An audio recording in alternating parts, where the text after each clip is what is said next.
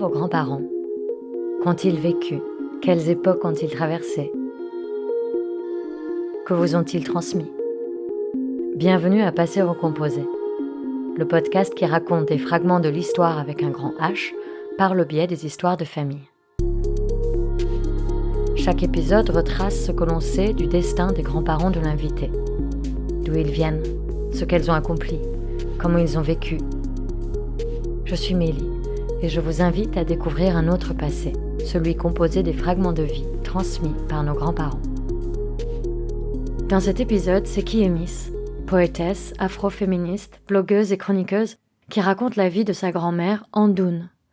Au travers de cette biographie sonore, on découvre une femme puissante, déterminée, énergique, fêtarde et inspirante. Andoun semble ne rentrer dans aucune case. Ah là là, ma grand-mère, c'est un phénomène.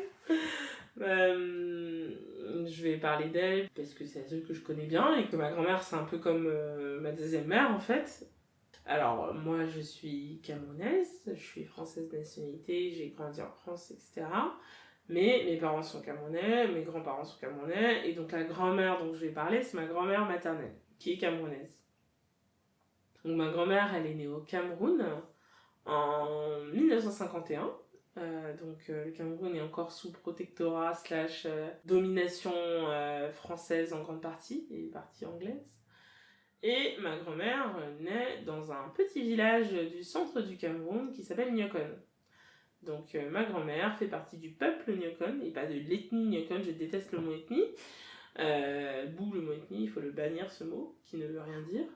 Mais elle fait partie donc d'un peuple qui a sa propre langue, qui est aussi le Nyokon. Donc ma grand-mère née en juillet, elle fait partie d'une grande fratrie. Elle a beaucoup de sœurs et de frères, je crois 6 ou 7 il me semble. Et elle arrive presque en dernier, elle est au milieu quoi. Elle a genre 2 sœurs déjà qui sont plus grandes qu'elle et peut-être un frère. Je me souviens plus trop, bref. Son père lui dit depuis qu'elle est petite qu'elle est spéciale. Qu'elle va pas être comme toutes les autres, qu'elle va pas être comme ses frères et sœurs. Et du coup, c'est un peu la chouchoute, quoi. Et ça lui permet d'éviter certaines tâches, parce que ma grand-mère fait partie donc, du peuple Nyokon, et sa famille, c'est une famille d'agriculteurs, en gros. Ils ont leur maison, ils ont leur terrain, ils ont leur champ. Et ma grand-mère, elle déteste aller au champ, et comme elle est la préférée, et comme son père lui dit beaucoup qu'elle a un destin particulier, elle y va pas trop, enfin bon. Donc elle grandit déjà dans cette idée. Ma grand-mère, à 5 ans, elle a un rêve. Et dans ce rêve, elle rêve qu'elle est au plein milieu de champs de colza. Alors, ça paraît un peu... peu original, dirons-nous. Mais en fait, ce qu'il faut savoir, c'est que ma grand-mère, elle a jamais vu de champ de colza de sa vie. D'ailleurs, elle le sait après que c'est des champs de colza. Et en gros, au Cameroun, il n'y a pas de colza. En tout cas, de ce que je sais, de ce qu'elle m'a dit, c'est qu'autour du village où on est, il n'y a pas de colza. Rétrospectivement, ça lui fait se dire qu'elle est destinée à ne pas être dans le village Nyokon. Elle est destinée à sortir du monde rural et d'aller dans d'autres pays et de voir autre chose que Nyokon. Donc voilà, donc ma grand-mère fait sa petite vie, voilà, son père il est chef, il a un certain statut social au sein du groupe Nyokon, elle fait sa petite vie. Comme une fille en fait classique dans les années 50 dans un village quoi. Puis il y a quand même quelques troubles parce que en fait c'est aussi la période de l'indépendance, donc il y a quelques troubles, quelques déplacements, etc. Mais bon, c'est pas ça exactement qui lui marque. Ce qui lui marque, c'est le fait qu'elle est spéciale, qu'elle va s'en sortir, quoi qu'il arrive. À un moment, elle a 15 ans et elle tombe enceinte. Et elle tombe enceinte après une rencontre avec quelqu'un de plus âgé. Elle décide de garder l'enfant, elle est plus en mode, il est là. Et elle le cache à ses parents. Parce que ses parents, ils sont pas super chauds. Je pense que, parce que justement, son père voulait qu'elle ait mieux, voulait qu'elle s'épanouisse, qu'elle fasse des choses, et en plus, l'homme n'est pas forcément là sur le coup. Et donc, du coup, elle cache cette grossesse à ses parents jusqu'au 6e mois de grossesse, où, en fait, ils commencent à se douter de quelque chose, parce que ça commence à se voir, quoi. Bah, les parents sont sur le coup assez énervés, mais il y a aussi l'idée qu'un enfant, c'est une bénédiction, finalement. On peut pas être énervé trop longtemps, et qu'on va soutenir, en fait, notre fille. Bon, bah, elle est enceinte, pas exactement ce qu'ils rêvaient pour leurs enfants, mais bon, on va quand même la soutenir. Donc elle reste dans la famille avec l'enfant. Elle me raconte toujours l'anecdote du moment où la personne, donc le père de l'enfant, arrive et que son propre père à elle est super en colère en disant non, je veux pas lui pardonner, il a qu'à dégager, qu'est-ce qu'il a fait à ma fille. Et puis et elle, du haut de ses 15 ans, dit à son père non, non, il a le droit de voir son enfant, tu le laisses, etc. Bon, on voyait vraiment que c'était la chouchoute, quoi. Parce que son père l'écoutait beaucoup. C'est quand même quelque chose qui marque sa vie parce que c'est son seul enfant qui est ma mère.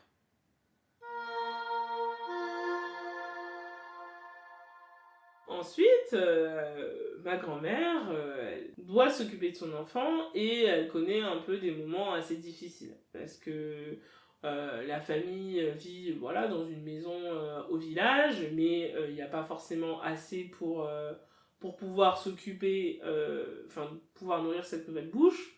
Et c'est une période de précarité parce que voilà, ma grand-mère n'a pas forcément fait d'études. N'a pas fini ses études. On rappelle que là, on est en fin des années 60. Elle fait partie d'une famille d'agriculteurs où l'école, c'est pas... si on fait pas l'école, c'est pas grave. Encore plus quand on est une fille. Surtout quand on est une fille, d'ailleurs. Donc, elle fait des va-et-vient entre Nyokon, qui est le village, et Yaoundé, où vit sa sœur aînée. Yaoundé, qui est une grande ville, qui est la capitale même du Cameroun. Elle fait des va-et-vient, bon, ça se passe pas extrêmement bien, c'est une période de grande précarité. Une période de très grande précarité. Ensuite, elle va à Douala. Elle a un atout dans cette société patriarcale, comme dans beaucoup de sociétés patriarcales, même jusqu'à aujourd'hui. Elle est très belle. Ma grand-mère est extrêmement belle. Un jour, alors qu'elle continue à chercher du boulot, et qu'elle se demande encore comment elle va nourrir sa fille, elle se lève, et elle croise quelqu'un qui la voit si belle, donc elle a 18 ans, qui la voit si belle, qui lui dit bon bah écoute, moi j'ai envie de te donner un boulot dans mon salon d'esthétique. Donc son salon d'esthétique, tu deviens masseuse, ou voilà, tu fais des soins, de l'esthétique, quoi.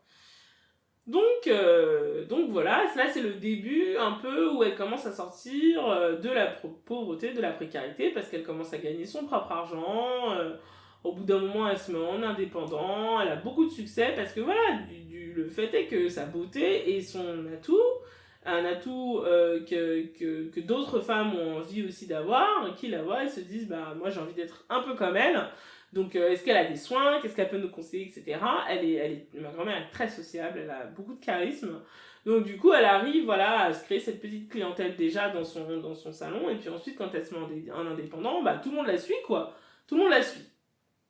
Donc, voilà, là, elle est à Douala. On est on est début des années 70. Ma grand-mère, elle a la vingtaine, ça va super bien. De ce qu'elle me raconte, elle vivait un peu sa meilleure vie. Elle était en scooter, elle se baladait en mode belle gosse avec son argent. Là, elle sort de la galère, quoi. Enfin, elle sort de la galère, elle arrive aussi à aider un petit peu sa sœur. Ils sont toujours quand même dans un endroit qui est pas les beaux quartiers du Cameroun, mais c'est pas grave parce que elle, finalement, en fréquentant ce salon d'esthétique, elle fréquente aussi des femmes qui font partie de la bonne société du Cameroun, qui lui disent un peu ce qu'il faut faire, qui lui donnent des petits conseils. Et voilà, elle est très belle, donc au bout d'un moment, elle attire les regards, elle attire les regards de certains hommes. Et ce que j'ai oublié de dire, c'est que ma grand-mère, elle est un peu snob. Elle est même très snob. Et donc du coup, ma grand-mère, elle se dit que comme son atout c'est sa beauté, qu'elle est très belle, et elle veut le meilleur en fait. Donc elle décide de sortir avec des hommes assez riches. Elle est toujours sous la coupe de sa grande sœur qui a très peur du qu'en dira-t-on. Donc elle veut pas non plus que sa petite sœur ait une mauvaise réputation, parce qu'on est quand même voilà, la beauté d'une femme est sa seule valeur, mais il faut pas trop qu'elle en profite, quoi. Donc bon, voilà ce que pense sa grande sœur. Mais elle fréquente cette société grâce à sa beauté. Et ça lui permet aussi voilà, de trouver de nouvelles clientes, d'avoir un peu plus d'argent, etc. Donc ça va plutôt bien pour elle. Elle est avec ma mère à l'époque, elle est petite, mais elle a une babysitter, quelqu'un qui peut s'occuper aussi de la cuisine, etc. Donc pour ma grand-mère qui était dans un milieu assez rural, pas forcément la grande pauvreté, mais c'est pas non plus la grande bourgeoisie, elle connaît quand même une espèce d'ascension sociale qu'elle souhaitait en fait finalement, qu'elle souhaitait. Donc voilà, donc on en est à ce moment-là où ça se passe plutôt bien pour elle. Et voilà.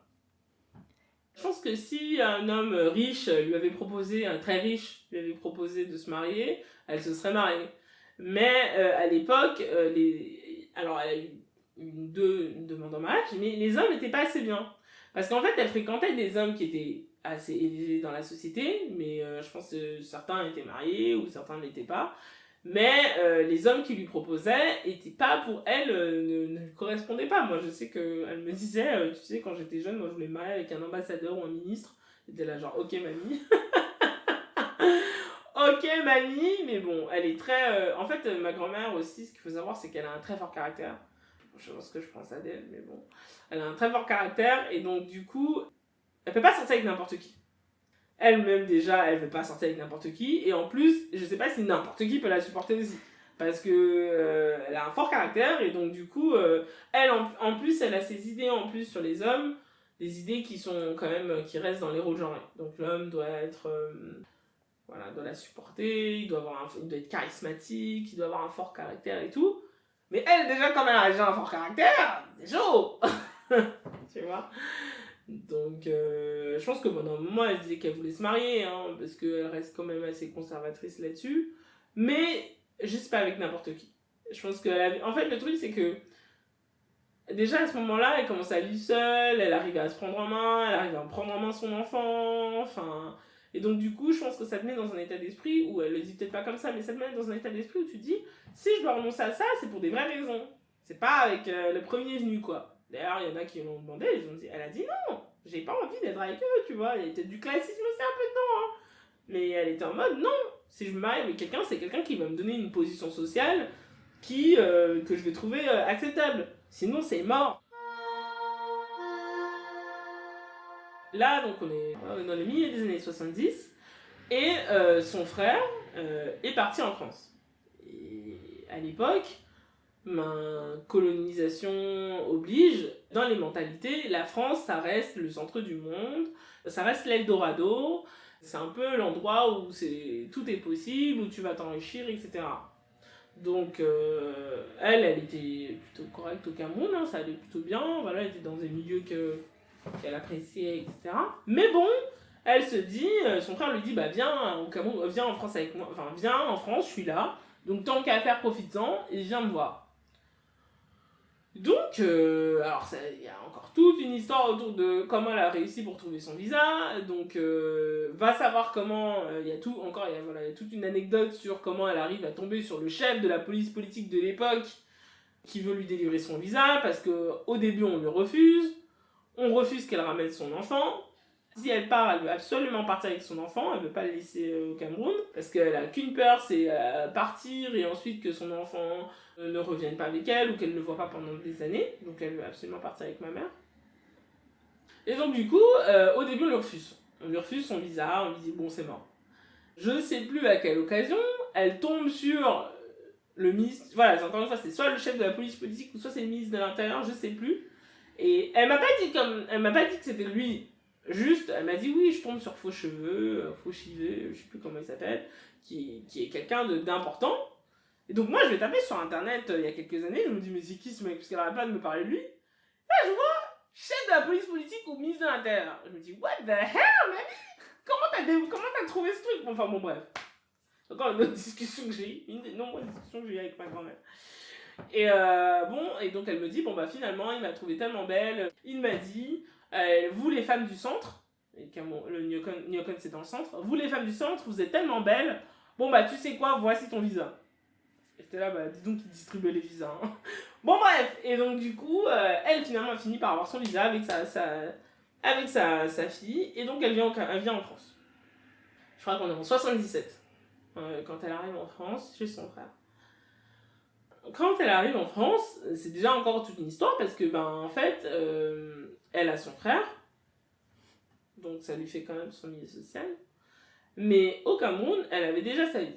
Elle avait déjà son milieu social, elle fréquentait un peu la bourgeoisie. Bon, elle faisait pas partie de la bourgeoisie parce elle était esthéticienne, mais elle avait quand même son milieu social, elle avait ses contacts, elle avait même ses entrées parce que pour aller trouver ce mec, voilà. Alors qu'elle arrive en France, elle est un peu enfin, il n'y a plus tout ça. Elle me le dit pas, mais moi j'imagine. Je crois qu'elle arrive en hiver, en plus il faisait super froid, c'était horrible. Il faut tout réapprendre. Et donc, à l'époque, elle me dit, mais moi, de toute façon, je voulais même pas... Enfin, elle me dit, en reparlant de cette époque, elle me dit, mais de toute façon, moi, je voulais même pas rester en France. Je voulais rester là, genre, 6 mois, 1 an, tops, comme diraient les Américains. Genre, max de max, 1 an. Histoire de dire que, voilà, t'es allé en France, t'as fait tes affaires, t'as pris de l'argent, et voilà. Mais du coup, finalement, la vie se passe pas comme ça. Elle a des conflits avec son frère, du coup elle déménage, elle a une période un peu d'instabilité où elle laisse sa fille chez son frère, puis elle essaie de du coup retrouver un boulot, puis elle a fait beaucoup de choses, ma grand-mère, elle a été femme de ménage dans un hôtel, donc c'était horrible, elle m'a dit que c'était vraiment horrible, ça n'a pas duré très longtemps, mais elle a quand même fait ce boulot. Ensuite elle s'est occupée de personnes âgées. Elle a voulu passer son CAP en esthétique. Ensuite, elle s'est occupée aussi à nouveau de personnes âgées. Ensuite, elle a lancé son magasin. Enfin, elle a fait plein de trucs, ma grand-mère. Et donc, du coup, finalement, la vie fait que, ensuite, elle a eu sa fille a grandi. Donc, du coup, ils avaient la nationalité. Donc, elle faisait quand même pas mal de va-et-vient. Elle est retournée au Cameroun. Ah oui, j'oublie, au Cameroun, elle a lancé son institut d'esthétique. Enfin, elle a fait plein de trucs, ma grand-mère. Ouais, elle a fait plein de trucs. Mais finalement, en fait, elle est restée. Elle est restée ici, mais elle était pendant longtemps. Après, elle a été malade aussi. Ça, c'était les années 90 où elle était malade. Mais on va dire que dès les années de 85 à 90, il y a eu vraiment plein de choses. Dans les années 90, elle a fait plein de trucs. Mais ensuite, elle a été malade. Donc, ça l'a un peu stoppé. Mais elle a eu aussi toute sa période où elle a eu un magasin de vêtements. Du coup, elle partait en Italie pour aller chercher les chemises, pour vendre ça à des chanteurs camerounais qui venaient. Ma grand-mère a fait tellement de trucs. Donc ça, c'était dans les années 2000.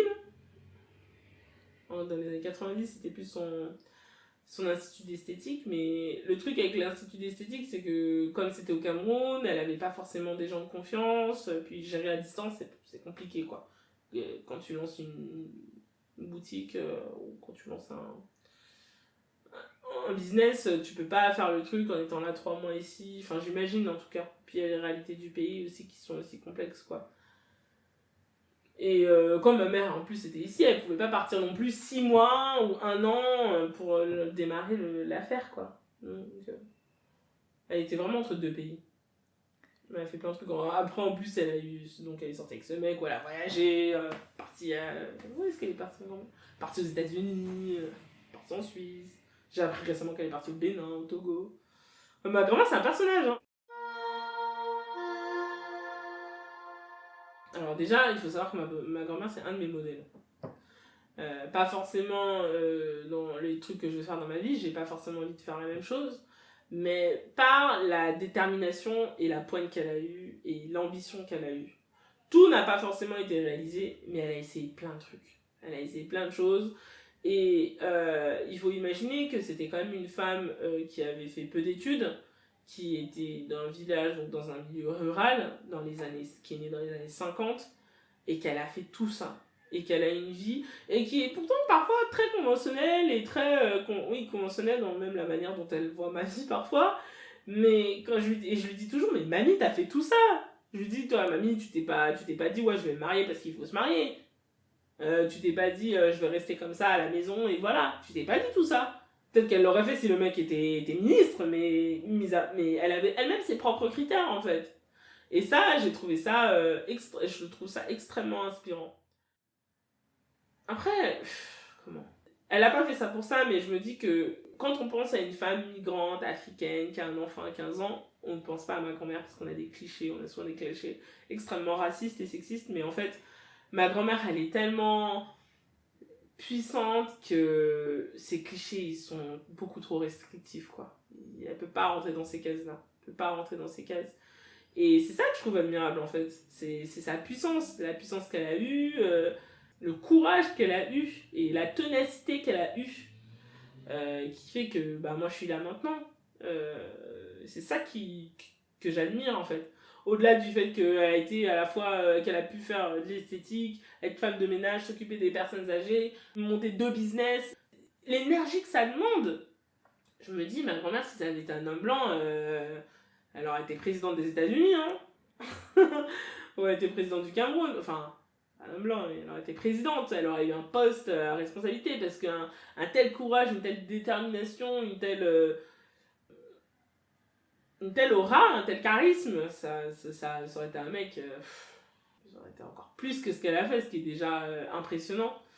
Et ça, c'est ça que je retiens d'elle. Ma grand-mère se disait pas féministe, et jusqu'à maintenant elle se disait pas féministe. Et même moi j'ai du mal à la dire féministe parce que elle est pas du tout critique du patriarcat ou même des inégalités hommes-femmes. Elle est pas du tout critique de ça. Mais c'est juste que c'est une badass en fait. Ma grand-mère c'est juste une super badass. C'est que elle est incroyable ma grand-mère. Mais elle se dit pas. Moi je sais que c'est un de mes modèles. Que c'était un modèle de femme forte, ma grand-mère, ma mère dans une certaine mesure aussi. Et donc du coup, je sais que effectivement, je le dis souvent d'ailleurs, j'ai pas forcément eu de modèle, on va dire, universitaire. Enfin ça c'est venu après en fait. Mais le fait de me dire que moi je suis une femme forte, qu'il faut que je me batte, etc., je voyais en fait parce que ma grand-mère le faisait et c'était juste normal. Et ma grand-mère par exemple, elle disait souvent, son père considérait que c'était entre guillemets son fils, parce que justement ça voulait dire son fils, elle était plus qu'une femme, parce que selon la perception de ce qu'était une femme, pour eux ça pouvait pas être ma grand-mère était beaucoup trop entre guillemets puissante, elle était beaucoup trop affirmée, combative, et ça je pense qu'elle m'a légué ça un peu. Mais ça elle est pas critique, voilà, elle est pas critique des normes de genre, enfin elle est pas du tout critique des normes de genre. Si je lui dis ça elle va me dire mais qu'est-ce que tu me racontes. Mais si je lui dis, mais toi t'es un de mes modèles parce que t'es tellement forte, elle va me dire, bah oui, mais est-ce que j'avais le choix? Mais elle se dit pas féministe. Non, elle se dit pas du tout féministe. Hein, Et c'est marrant parce que justement, ce que je disais tout à l'heure, elle a beaucoup ce truc, des fois, où elle essaie de me plaquer des choses assez conventionnelles sur moi. Surtout avant, parce que maintenant elle le fait plus trop, parce que du coup, moi aussi je m'embrouille avec elle. Du coup, je lui dis, mais mamie, toi t'as même pas fait ça. Je lui dis, mais pourquoi tu me demandes de faire ça? Pourquoi tu me demandes de prendre n'importe quel type? Alors elle me dit, ah non, je te demande pas de prendre n'importe quel type. Hein. Mais tu vois, je lui dis, mais tu vois, regarde toi maintenant, elle est pas mariée, elle a pas de personne dans sa vie. Je sais pas si c'est féministe en fait, tu vois. Je sais pas si c'est féministe, c'est inspirant. Et effectivement, ça m'a permis d'avoir une base solide pour ensuite comprendre comment le féminisme fonctionne, mais je pense pas qu'elle soit féministe. Comment j'ai construit ma féminité? Je pense que c'est compliqué parce que ce qui est compliqué, c'est parce que elle, du coup, comme elle était très privilégiée à ce niveau-là, elle n'a pas du tout questionné en fait ces valeurs-là. Elle alimentait beaucoup en fait ces privilèges-là, le fait d'être blanche, pas le fait de m'éclaircir la peau parce que de toute façon avec ma mère c'était impossible. Ma mère elle est super genre les femmes noires sont belles, les femmes noires foncées sont belles, donc c'était impossible que elle a essayé, tu vois, elle a essayé de me dire mais tu sais, tu pourrais prendre ce produit, etc. Et ma mère a tout jeté. Elle a jamais rien gardé, moi du coup j'ai jeté. Ça c'est, je pense que c'est ma mère qui m'a... Ma mère ce serait encore... je pourrais faire un autre podcast avec pourquoi j'aime ma mère.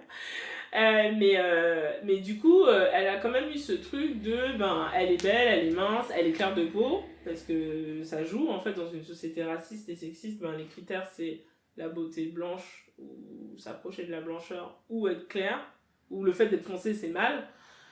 Et donc du coup, elle a jamais pris de distance par rapport à ça. Donc ça veut dire aussi la grossophobie, ça veut dire aussi... c'est pas forcément méchant en fait, c'est plus... j'espère que c'est jamais méchant, mais je pense pas, elle veut le mieux pour moi. Mais comme elle veut le mieux pour moi et que elle, ça l'a aidée, elle se dit, mais en fait, il faut que tu sois comme ça. Et moi, je disais, mais mamie, de toute façon, je lui ressemble pas à ma grand-mère, déjà aussi. Je lui ressemble pas, j'ai pris beaucoup de la famille de mon père. Donc c'est vrai qu'il y a souvent eu des moments où je me dis oh là là mais vous êtes tellement belle, ma mère aussi elle est très belle, enfin moi je la trouve très belle, elle ressemble beaucoup à ma grand-mère, et donc du coup je me dis ah là là, mais pourquoi moi j'ai rien pris de vous alors que vous êtes super belle et tout machin.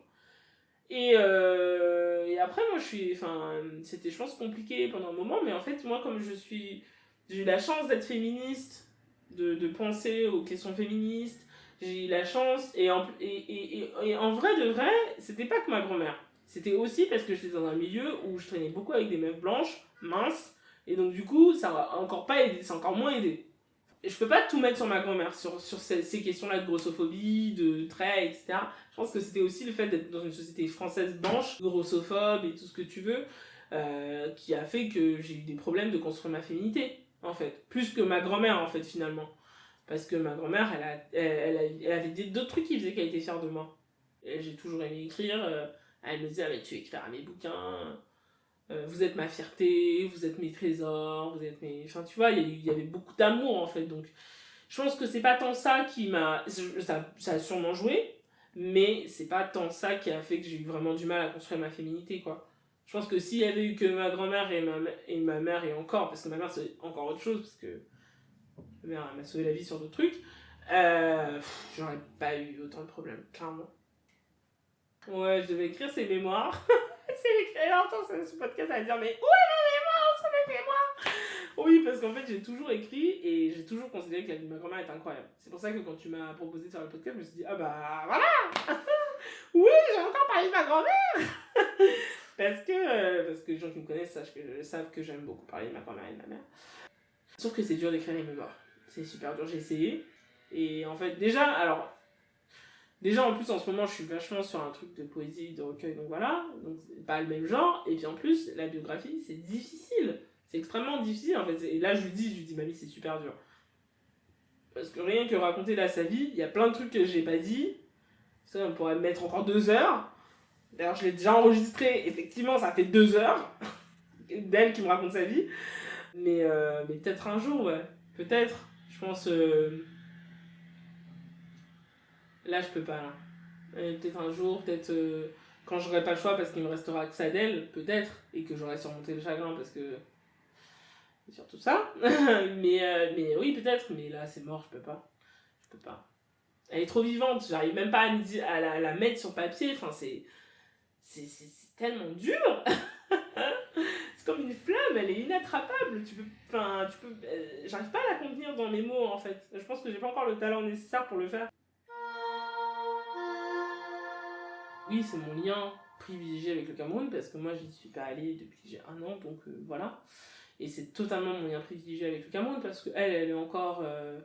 elle a ce lien au Cameroun qui est très fort, qui est très important.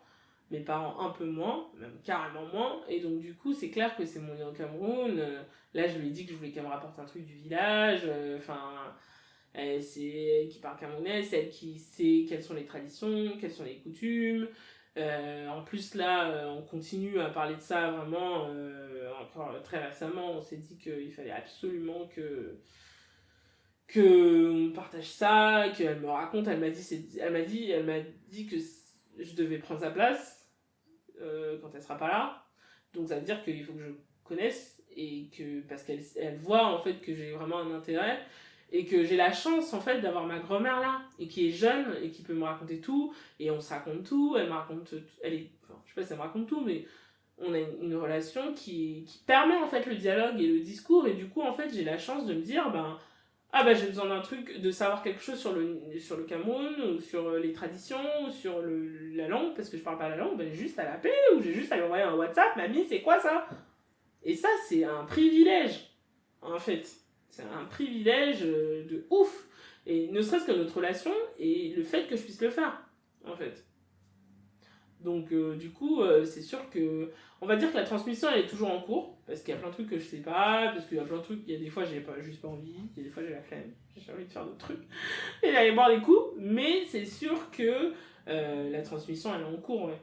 Parce que moi, j'ai envie de savoir. J'ai besoin de savoir. Parce que... Nyokon, la langue, elle n'est pas écrite encore. Donc pour transmettre, c'est compliqué. C'est pour ça que j'enregistre, et c'est pour ça que je lui pose plein de questions, et que je veux qu'elle me répète ces histoires 1 million de fois pour que moi j'ai ce truc. J'aurai jamais tout, parce que tu peux pas avoir tout. Mais c'est sûr que c'est mon pont, quoi. En plus d'être un des piliers, c'est aussi un pont, quoi, vers le pays que j'ai pas encore découvert. Et quand j'irai, j'irai avec elle.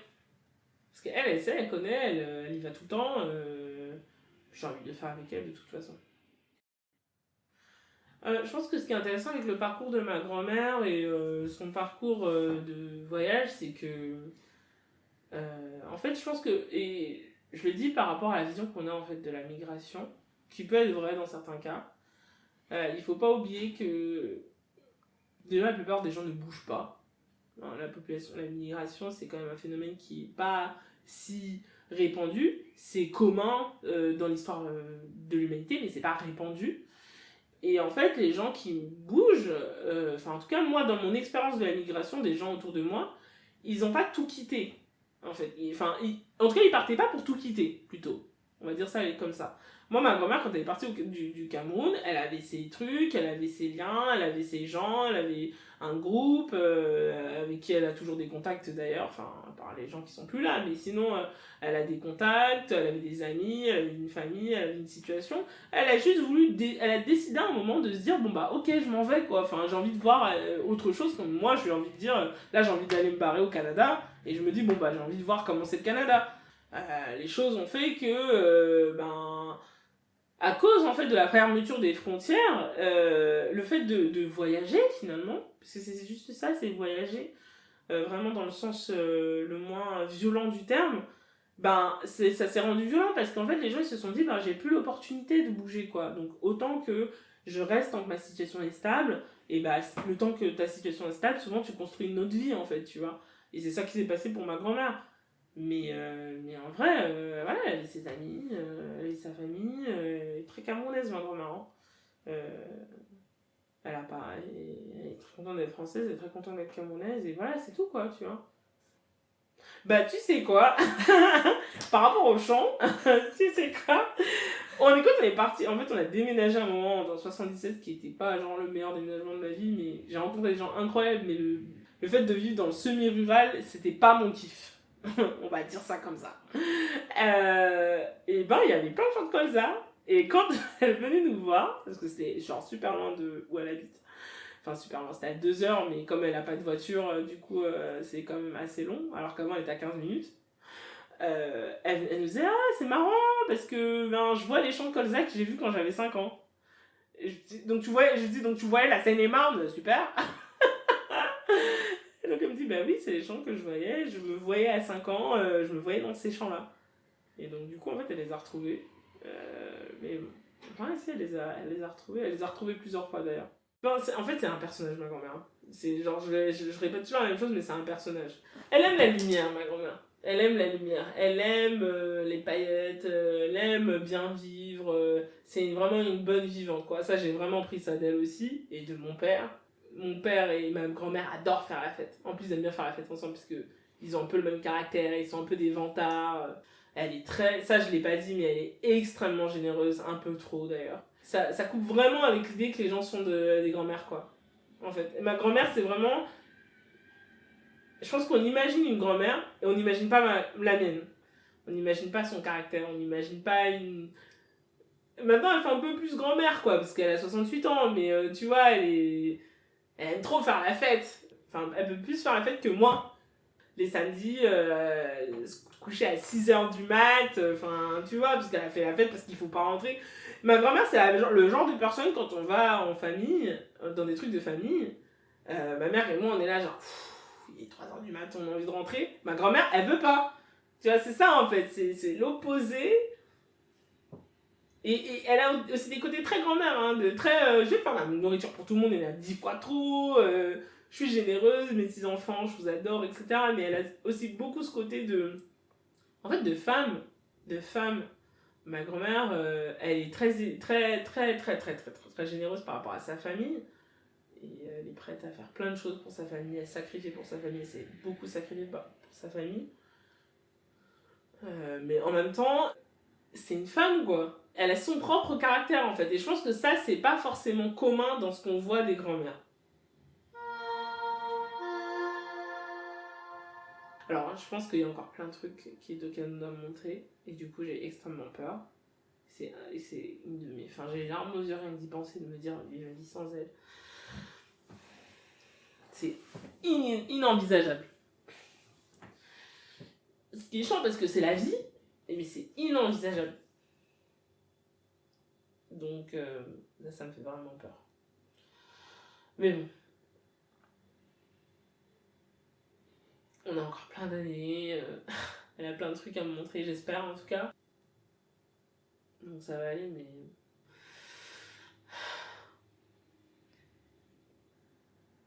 C'est vraiment ma pire peur.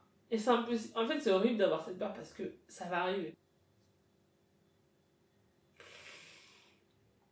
Mais bon, à ce qui paraît, on s'en remet. Je sais pas comment on s'en remet, mais apparemment on s'en remet. Donc, why not, hein. Je veux bien le croire dans l'absolu, tu vois. Mais ça, c'est vraiment ma pire peur, quoi. Mais en fait, là, non, là, il y a plein de trucs, en fait, sur notre relation qui va... Enfin, j'ai vraiment ce truc où j'ai envie de vraiment savoir ce qu'il y a sur les traditions, sur les coutumes, parce que voilà, la question de la transmission me pose beaucoup de questions. Beaucoup, de me dire que, justement, si je me dis que je suis camerounaise, c'est pas juste la peau, en fait, c'est plein de trucs, tu vois, c'est pas juste... un endroit où tes parents sont nés, j'ai pas envie que ce soit ça. J'ai pas envie d'être ça, même si je suis totalement... Enfin, en fait, je suis française parce que j'ai grandi en France et que, voilà, j'ai connu que la France, mais j'ai pas envie que le Cameroun, ce soit juste un lointain souvenir dans les...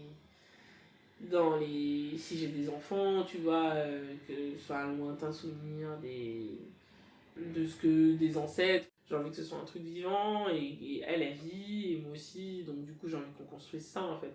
Ce truc de ce que c'est le passé et ce que c'est le présent, et du coup j'ai envie de retourner au Yukon avec elle, comme j'ai dit. Et puis, est-ce qu'il y a aussi plein de questionnements identitaires que si j'ai des enfants, j'aimerais leur éviter, même si je sais que ça va arriver, dans tous les cas, mais j'aimerais leur éviter. Et je pense que ma grand-mère, elle se dit, ouais, je peux lui donner ça en fait. Il n'y a pas vraiment de tradition que j'intègre dans ma vie parce que je pense qu'il y a plein de choses. Ça arrive dans des moments précis en fait, tu vois, c'est pas genre des rituels particuliers quoi. Après, il y a des petites choses que j'aimerais bien voir à la maison, ici, parce que genre c'est important pour moi d'avoir des choses de Yukon chez moi. Maintenant, je me suis rendu compte que c'était vraiment important. Si j'ai envie de me construire une maison, j'ai envie que ça fasse partie de ma maison, en gros. Mais il n'y a pas vraiment de choses que tu fais tous les jours quoi. Parce que si t'es pas au village, de toute façon, tu vas pas. Enfin. Je veux dire, je pense que ce serait absurde de se comporter comme si j'étais au village alors que je suis pas au village. Mais tu vois, il y a des choses, je pense qu'il y a des choses que j'ai envie d'apprendre par rapport à quand t'as un enfant, quand ton ami elle a des enfants, il faut que t'amènes à manger, il faut que t'amènes une certaine bouffe, tu vois, des trucs comme ça en fait. Et je pense que après, ça c'est pas forcément un truc d'immigré en fait, c'est un truc de genre quand tu vis pas au village, comment tu fais pour garder ces traditions. Et apparemment, ça arrive aussi beaucoup au Cameroun, ou même en Afrique. Entre guillemets, là je mets mille guillemets, hein, parce que c'est pas toute l'Afrique. Mais apparemment, il y a beaucoup de gens qui m'aiment. En fait, comment? Il faut bien comprendre que il y a beaucoup de gens qui vivent dans des grandes villes. Donc en gros, ils ont des modes de vie urbains, en gros, comme en France, où il y a des problématiques particulières à chaque ville. Mais ça, c'est comme en Europe, j'ai envie de dire. Où il y a des problématiques particulières au fait d'être dans un pays du Sud. Je dis sud global et pas sud genre géographique. Mais du coup, en fait, t'as plein de choses qui font que parce que t'es pas à la campagne, tout simplement, tu t'as pas ces traditions-là. Mais je pense que c'est la même chose quand tu vis au fin fond de la Creuse et que tu vis à Paris. Vous avez pas les mêmes modes de vie. Voilà. Donc moi, je vais pas faire comme si j'étais... Comme quelqu'un qui est auvergnat, va pas faire comme s'il vivait au fin fond de l'Auvergne comme éleveur. Moi, je vais pas faire comme si j'étais agricultrice à Yukon. Mais il y a des choses que j'ai envie de savoir en termes de tradition, en termes historiques, en fait, tu vois. Parce que j'ai envie de me dire, c'est l'histoire de mes parents, donc c'est mon histoire. Et j'ai envie que ce soit l'histoire des gens qui viendront après moi, s'il y en a.